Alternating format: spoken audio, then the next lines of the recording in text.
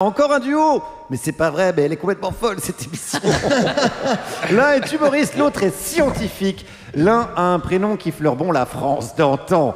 L'autre a un prénom qui fleure bon l'Amérique d'antan. Jason et Albert, Jason Brokers, Albert Moukébert. Merci. Merci. Ça fait bizarre de dire bonsoir alors que ça fait 15 minutes qu'on est assis là. Alors bonsoir tout le monde, bonsoir les copains. Pour cette dernière, je tenais à dire une chose. Moi, c'est ma première année dans ma vie où je fais des chroniques de temps en temps. Et alors, je lui ai déjà dit en privé et je vais le répéter en public, mais selon moi, et ce depuis des années, premier degré, Pierre-Emmanuel Barré est vraiment, pour moi, le meilleur chroniqueur de France. Voilà, c'est mon avis. Je pense. Je t'aime. Ouais. Oui. Non, vraiment, j'ai beaucoup appris à ses côtés. Je t'ai vu, hein. J'ai beaucoup appris à ses côtés. Il m'a dit notamment une fois, quand t'as rien à dire pour gagner du temps, dis une merde qui fait applaudir les gens. Et bah ça fonctionne, hein.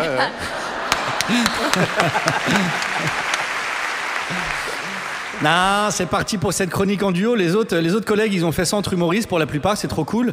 Moi, ce soir, j'ai la chance de faire ça avec Albert Moukébert, un scientifique qui est également psychologue clinicien et docteur en neurosciences. Quel bonheur pour finir la saison de me faire passer pour un débile, en fait. Non, parce que moi, ma petite école de commerce, je me pense intelligent, mais j'ai l'air de quoi à côté d'Albert? Enfin, je veux dire, quelque part, c'est une belle leçon de vie. En vrai, on est tous le Aymeric Lompré de quelqu'un, finalement.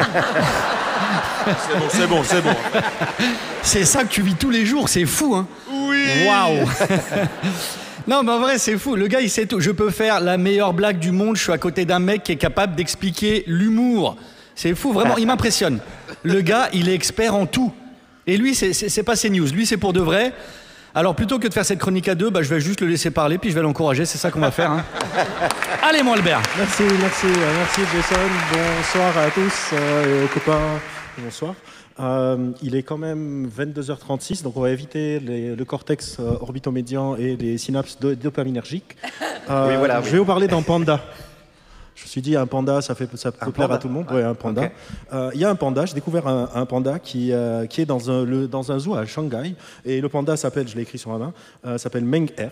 Et il a une particularité, je ne sais pas si vous savez, mais les pandas, ils ont l'air d'être très sympas, mais en fait, ils sont hyper forts, ils sont hyper balèzes, comme des ours, en gros.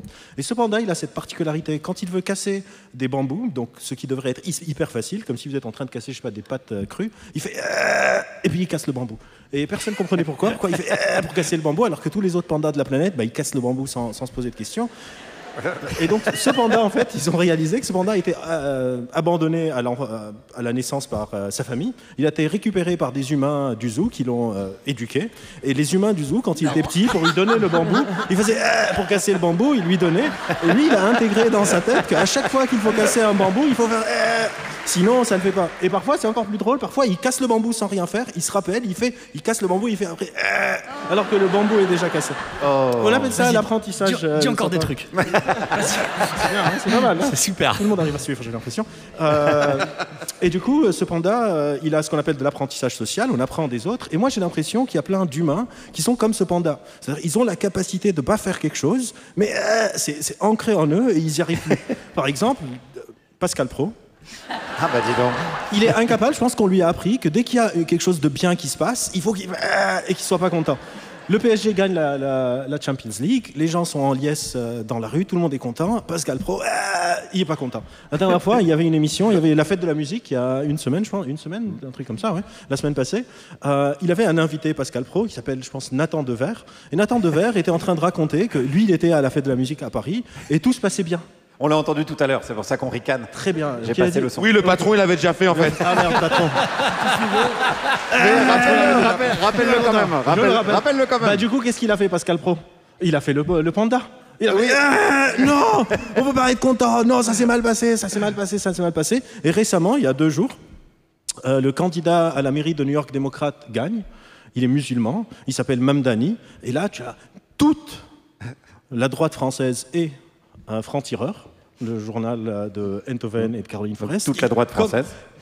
Merci Guillaume. C'est pas bien, c'est un frériste, c'est un islamiste, comment ça, c'est pas possible. Juste si je peux me permettre, t'es expert en tout, mais l'islamophobie, c'est... Je laisse. Non, mais je t'aime beaucoup, Albert, tu sais beaucoup de choses. Tu peux écrire autant de thèses que tu veux sur l'islamophobie. Moi, j'ai cette tête-là tous les jours. Non, mais ça, c'est pas que pour le boulot. Ça, c'est ma tête du matin, du midi, du soir. Et on va pas en parler des heures d'islamophobie, on en a déjà assez parlé. Pour ceux qui veulent réellement savoir ce qu'est l'islamophobie, je vous invite tout simplement à rejoindre l'islam. Merci de m'avoir écouté. Et allez voir la vidéo du panda. Merci de beaucoup. nous avoir écoutés. Merci beaucoup. Jason Brokers, Albert Bouquet-Vert, merci à vous deux.